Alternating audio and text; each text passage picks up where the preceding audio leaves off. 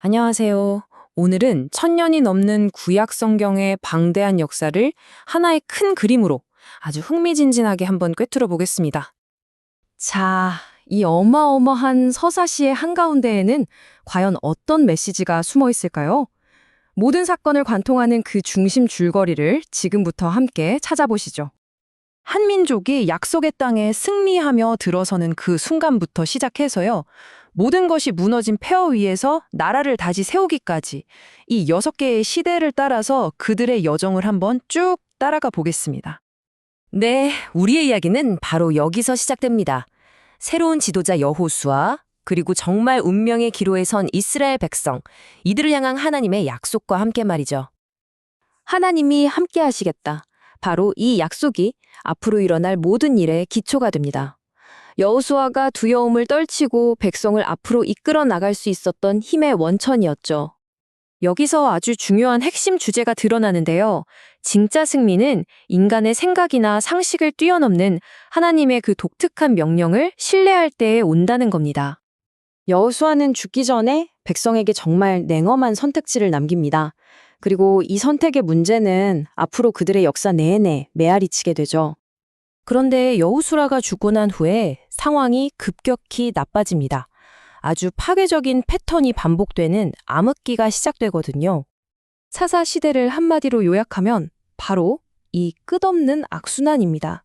먼저 죄를 짓고 그럼 압제를 당하고 너무 힘드니까 부르짖고 그러면 하나님이 구원자를 보내주시고 이 패턴이요 무려 7번이나 반복됩니다. 하지만 이런 혼돈 속에서도 하나님은 일하십니다. 기드온 이야기 한번 보세요. 고작 300명, 그것도 무기라곤 나팔과 횃불, 항아리가 전부였는데 대군을 물리치잖아요. 가장 예상치 못한 방법으로 놀라운 승리를 가져오시는 거죠. 계속되는 혼란에 지친 백성들은 결국 왕을 요구합니다. 우리도 다른 나라들처럼 왕을 주십시오. 이게 바로 엄청난 전환점이었어요. 하나님의 직접 통치에서 인간 왕정으로 넘어가게 되거든요. 그리고 이 결정이 이스라엘 역사상 가장 위대한 왕, 다윗과 함께 황금기를 열게 됩니다.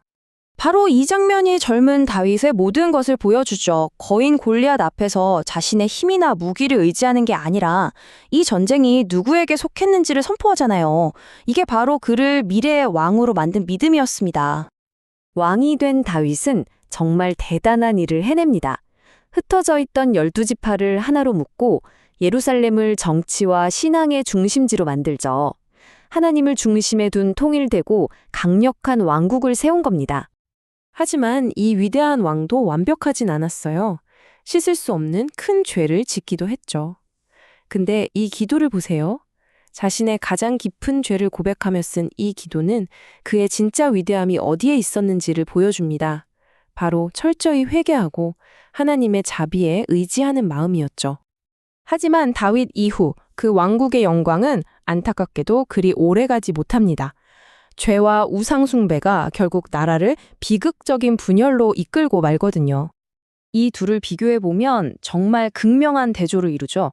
한때는 통일되고 강력했던 나라가 순식간에 서로 으르렁대는 두 개의 경쟁 왕국으로 쪼개지고 맙니다. 그리고 둘 다 파멸의 길로 들어서게 된 거죠.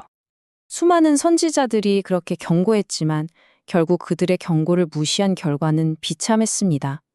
북쪽 왕국이 먼저 멸망하고 몇 세기 후에 남쪽 왕국과 예루살렘마저 완전히 무너지고 백성들은 포로로 끌려가게 되죠. 자, 이제 이야기는 가장 어둡고 절망적인 시기로 들어섭니다. 성전과 도시는 다 파괴됐고 유다 백성은 낯선 이방 땅에서 포로가 된 그 70년의 시간입니다. 예레미야 선지자가 예언했던 바로 그대로 백성들은 70년 동안 포로 생활을 합니다. 이 시간은 아마 그들이 우리가 왜 모든 것을 잃었을까를 뼈저리게 되돌아보는 그런 성찰의 시간이었을 겁니다. 그런데 정말 아무도 예상치 못한 일이 벌어집니다. 새로운 강대국 페르시아가 나타나더니 그 왕이 유대인들에게 너희들 고향으로 돌아가서 성전을 다시 지어도 좋다는 칙령을 내린 거예요. 그야말로 극적인 반전이었죠. 심판 속에서도 회복을 위한 하나님의 계획은 멈추지 않았던 겁니다. 우리 이야기의 마지막 장은 단순히 무너진 건물을 다시 짓는 것 그 이상의 의미를 가집니다. 이건 바로 한 민족 하나의 공동체를 재건하는 것에 관한 이야기입니다. 오랜 포로 생활 끝에 마침내 고향으로 돌아왔지만 그들 눈앞에 펼쳐진 건 폐허가 된 도시였습니다. 특히 저 무너진 성벽은요, 그냥 건축물이 아니었어요.